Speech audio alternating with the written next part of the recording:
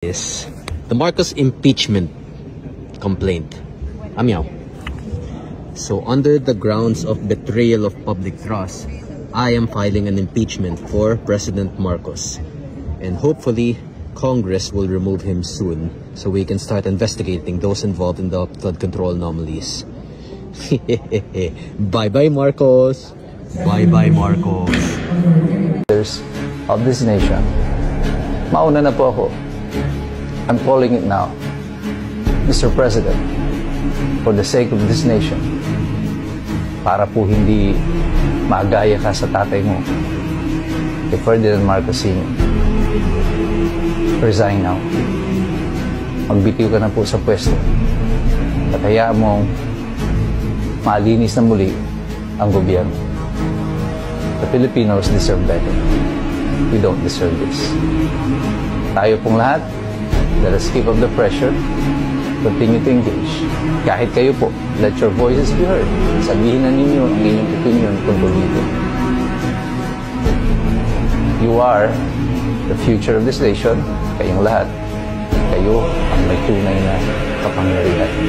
Huwag kayong matakot na magsalita. This is your basic and fundamental right of freedom of expression. Sa inyong pag-express, sa inyong pakikilahok, tuloy po kayo magsipag-aral. Kasi mahirap makialam ang tao mo alam. God bless you. God bless us all. Mabuhay ang Republika ng Pilipinas. You know, session suspended last week before adjournment. Hello. Ang daming umabsent ngayon. Baka nag-vacation na yung mga ibang congressman.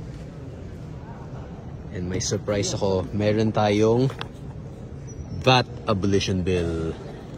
Ang laki-laki ng 12% value added tax. Kaya gagawin ko from 12% to 0%. Bye-bye VAT. Bye-bye VAT. Meow meow. Meow meow.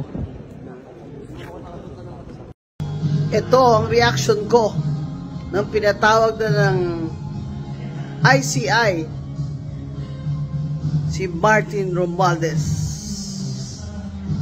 also known as Martin Luther King and Kim Bong-Jing. Oh, loko, kala mo Diyos ka ha? You're just another crook.